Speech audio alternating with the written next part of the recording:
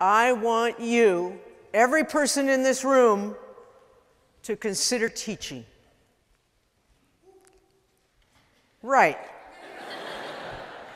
Either as a short-term or a long-term career. You don't have to teach forever, but each and every one of you has the potential to touch lives by being a teacher.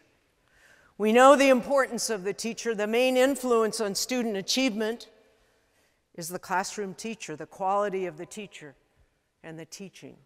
But I want to say more than that. It's not just the academic achievement. It's the well-being of human beings. Why do I want you to consider teaching? The only way our country will ever meet the needs of all of its citizens is to have capable, thoughtful, committed teachers involved with their children.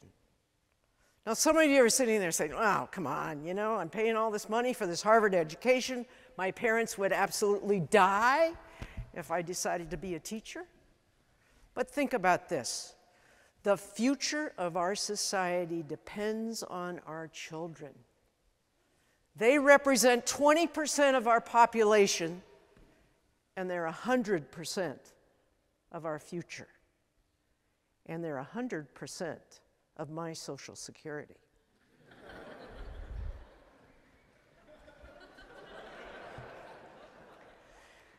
So there are many ways to be a teacher.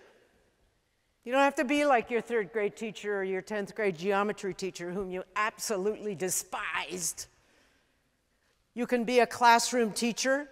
You can be a coach. You can be a parent.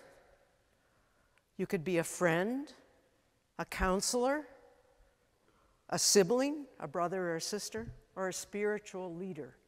All of these individuals teach and impact lives. Now you may say, whoops, look at teachers, wow. You may say,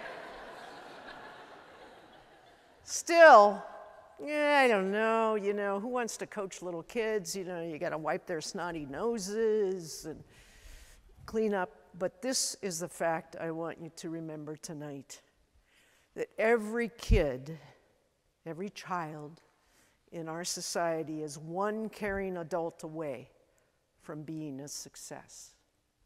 And my question to you tonight is, who are you, Harvard? Are you willing to make this commitment? To make a better society for all of us? I want you to think for a moment about classroom teaching. Put that medical school idea out of your mind. Put that idea of law school, the corporate people in New York. I want you to think about teaching. How outrageous is that? How do I have the you-know-whats to stand up here and suggest this to folks like you? It's because I carry a passion about teaching. No, I'm not crazy. I'm not crazy, I'm just creatively insane. Why, though, would I ask you to come into a profession that is rocked? You can't pick up a newspaper today without reading something dreadful about the schools, about the dropout rates, about the kids who are not well served by our schools, about how the test scores are in the basement. How can I stand up here and ask this of you? This is why. I want you to picture a big old elementary school. A great big one, maybe like this one, columns, steps. And a remarkable thing happens every year, year after year, at this school, or a school that you imagine. The day after Labor Day, usually there's a kindergartner who might be kind of holding on to his mommy's lap or, you know, behind his uncle's, you know, pants, and they're walking up the steps of this big, huge building. And the child is afraid. It looks really scary. And frankly, the adult caregiver is also a little nervous. But a remarkable thing happens. This adult caregiver walks up those stairs with the little child's hand and walks down the hall and says, okay, it's room 102. And this parent gives this child to the teacher. They give the most precious thing in the world to teachers.